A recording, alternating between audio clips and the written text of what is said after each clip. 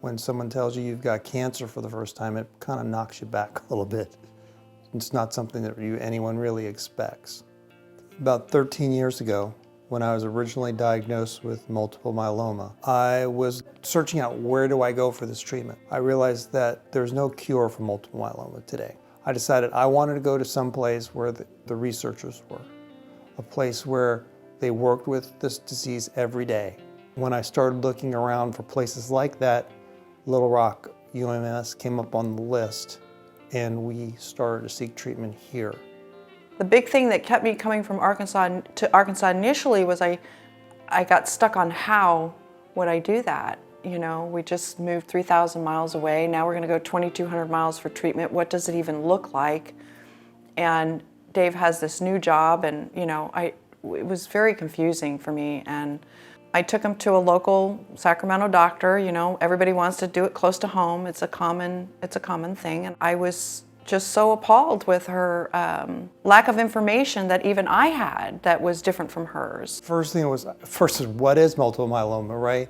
Well, it turns out before you can even fight it, you got to know what it is. David has an advanced form of multiple myeloma, and he's gone through several relapses. One of the things that was interesting over the course of these 13 years was that there's been so much technological change in the treatments, and there was a lot of options in the beginning to see what could control the myeloma so it didn't weaken my bone structure. But as time went on, those options started to become less and less. When it came down to Dr. Vennery thinking about, okay, what does he have left in his bag of tricks to keep me going for a little bit longer, it got to the point where he said, hey, we have this new treatment called CAR-T, and I look like a great candidate for it because otherwise I have no other health conditions, right? CAR-T cells are a very exciting new form of treatment for multiple myeloma. In a nutshell, one collects blood cells or immune cells from the patient. They get altered in the laboratory and activated to specifically recognize the myeloma cells. And they get infused to the patient and find the myeloma cells and kill them. So when I was initially told about the CAR-T, they tell you all the things that can go wrong, but I was really at a point where I didn't have many options, right? Because I didn't have the option of not doing anything.